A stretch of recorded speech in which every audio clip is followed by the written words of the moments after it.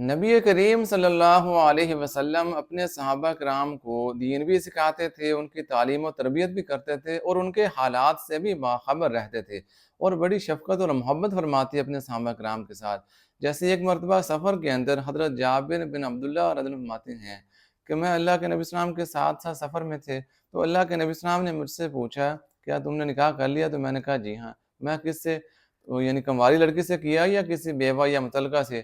تو حضرت جابر فرماتے ہیں کہ میں نے عرض کیا کہ وہ ایک یعنی بیوہ یا مطلقہ خاتون ہے جن سے میں نے نکاح کیا، کنواری نہیں ہے۔ تو اللہ کے نبی صلی اللہ علیہ وسلم نے فرمایا کہ تم نے کنواری سے کیوں کیا، اور کیوں نہیں کیا، وہ بیوہ سے یا مطلقہ سے کیوں کر لیا؟ تو حضرت جابر فرماتے ہیں میں نے عرض کیا کہ میری بہنیں ہیں، 7 یا 9 بہنیں تھیں ان کی، اور میرے والد صاحب جو ہیں وہ وفات پا چکے ہیں، تو اس لیے میں چاہتا تھا کہ کسی عمر رسیدہ اور کسی جہان دیدہ، کسی تجربہ کار سمجھدار خاتون کو بیاہ کر گھر لاؤں تاکہ وہ میری چھوٹی بہنوں کا خیال کرے۔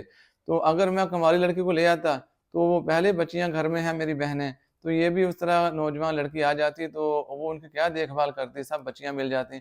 تو اس لیے میں اللہ کے نبی السلام سے انہوں نے عرض کیا کہ میں اس لیے وہ بڑی عمر کی خاتون سے جو تجربہ کار ہے، جہاں دیدہ ہے، اس سے میں نے نکاح اس لیے کیا ہے تاکہ وہ میری بہنوں کا خیال رکھے اور گھر کی دیکھ بھال بھی کرے۔ تو اللہ کے نبی السلام نے ان کی تائید فرمائی۔ تو اس کے بعد پھر یہ ہوا کہ اللہ کے نبی السلام نے حضرت جابر رضی اللہ عنہ کا اونٹ جو ہے وہ خرید لیا۔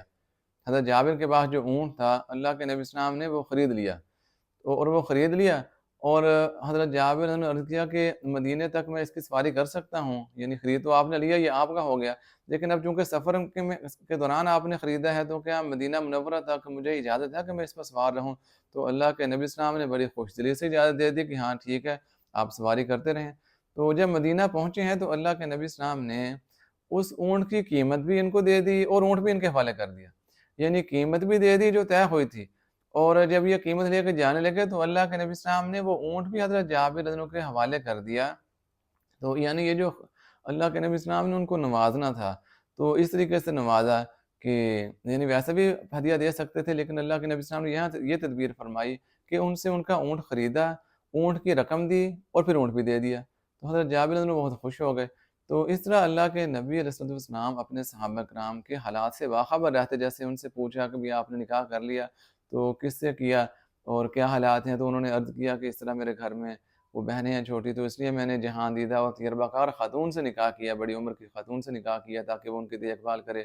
تو اللہ کے نبی السلام نے تائید فرمائی، اور پھر دیکھیں ان کے حالات کا اللہ کے نبی السلام کو اندازہ تھا کہ یہ بیچارے غربت میں ہیں، والد صاحب بھی وفات پا چکے ہیں، اور ان کی ہیں بھی بہنیں جو چھوٹی ہیں، ان کی دیکھ بھال کرنی ہے، ظاہر ان کے اخراجات ہیں۔ تو اللہ کے نبی السلام نے اس طرح ان کی مدد فرمائی کہ اونٹ خرید کر اونٹ بھی دے دیا، اس کی قیمت بھی دے دی۔ تو یہ اللہ کے نبی السلام کی کمال شفقت تھی، اور اپنے صحابہ کرام کے ساتھ اللہ کے نبی السلام کا بڑا فراخ دلانہ اور بڑا قریبی تعلق تھا۔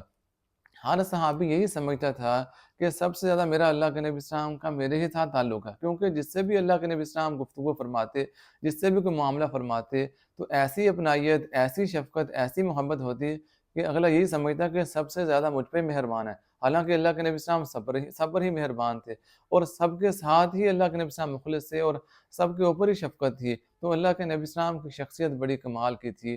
اپنے صحابہ کرام کی نہ صرف ان کو تعلیم دی، ان کو قرآن سکھایا، ان کو سنت سکھائی، ان کی تربیت کی، بلکہ ان کے گھریلو اور ان کے نجی اور حالات سے بھی باخبر رہے، اس کے معاملے میں ان کی رہنمائی کی، اور جس کے اندر کوئی کمزوری تھی معاشی لحاظ سے یا سماجی کسی بھی لحاظ سے، اس کی کمزوری کو دور فرمایا اور اس کی معاونت فرمائی۔